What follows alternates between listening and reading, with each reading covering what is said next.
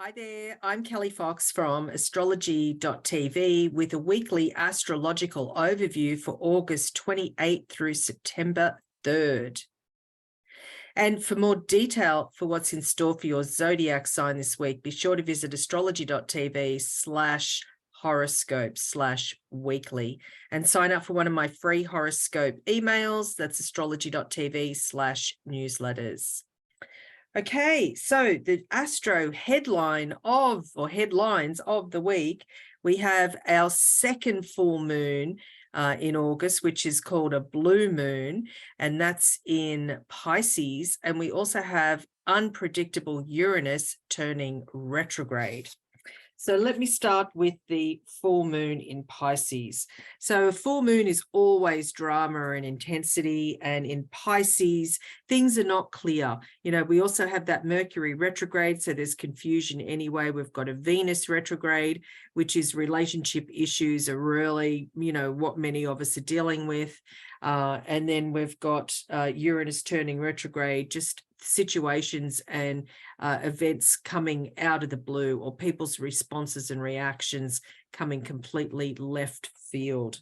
So we have, the full moon, 7 degrees Pisces, and the full moon, I'm just looking to see what else it's hooking into right now. It's forming a really nice sextile to Jupiter. So, things really flow when we look at the situation from a philosophical point of view. It's like if you're having a hard time in your relationship, it might be worthwhile taking a step back and having a look at it from a different angle. This full moon also conjuncts Saturn. So there's a lot of karma, heavy weight, heavy responsibility, obligation, discipline. It's not a light and fluffy time.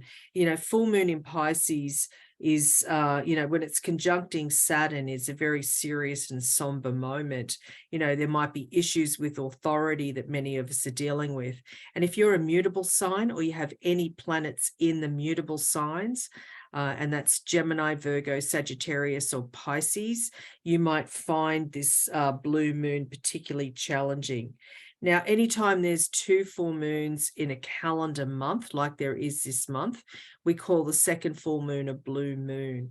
It doesn't mean anything astrologically because a calendar is a human-made invention. It's just another full moon that just brings intensity. So overall, the end of August really does bring intensity. And, the best approach here is to get down to business, or take care of business, or take care of your responsibilities and obligations. There might feel like there's a lot going on, but, it really is about priorities and, just putting one baby foot in front of the other, being organized. Details might come back to bite us if we don't take care of the details. So it's like we want to take the high road right now, and not the high road. We want to just take the shortcut. So it really is more about, there's no getting around our obligations. We just really need to take care of our responsibilities right now. And if we don't do our chores before we can take time off, it really will catch up with us. And, some of us might want to check out. We might want to party and have some fun. That's not really a good idea with this full moon in Pisces that conjuncts or hooks into Saturn, planet of responsibility. As we, look at September, and what we see is, on Sunday, on the 3rd, finally Venus, planet of love, turns direct. Venus is the planet that turns retrograde the least amount of times, and it turned retrograde July 22nd in Leo. So there's been a lot of relationships issues that have come up for many of us. It would be a time of breakup. It's a very karmic relationship period when Venus is retrograde. So thankfully on Sunday, Venus will turn direct.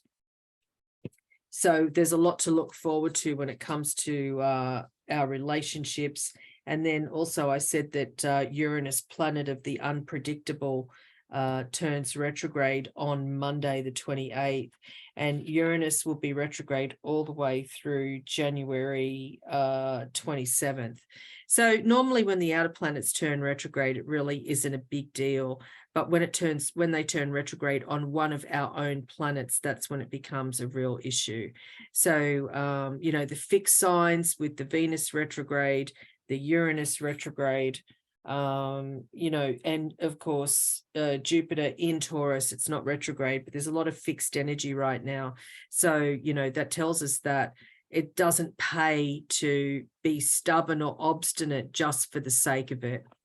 So that's it from me. So for more detail about what's in store for your zodiac sign this week, be sure to visit astrology.tv/horoscope/weekly, and also sign up for one of my free horoscope newsletters. That's a horoscope delivered straight to your email inbox every day, every week, or every month. That's astrology.tv/newsletters. I'm Kelli Fox. Thanks for tuning in.